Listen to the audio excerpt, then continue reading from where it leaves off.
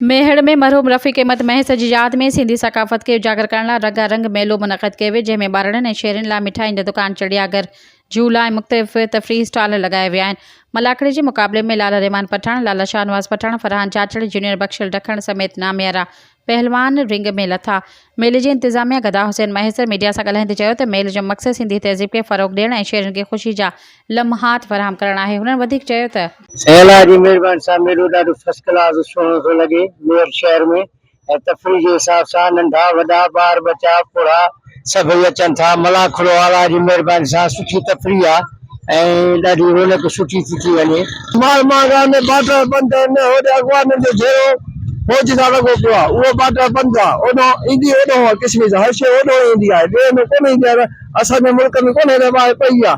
कोटिया में आहे तूत में अचे तो वाह 60,000 70,000 मोरी लगी बीठी आहे। उनजे करे मेलो पोइ साल को घटि आहे। अदाई असांजो रफ़ीक अहमद जेको आहे सो वॾी शख़्सियत जो नाले वारो माण्हू, असां उन जी यादि में मेलो करायूं था। असांजो ॿियो अर्ज़ु त असांजो फयाज़ ख़ान बुट खे अर्ज़ु आहे त असांजी जेको आहे सो हेल्प कई वञे, सरकारी जेको आहे सो औकाफ़ में असांखे मदद कई वञे। जीअं मलाखड़ा आहिनि, जीअं असांखे हर सहूलियत मिले।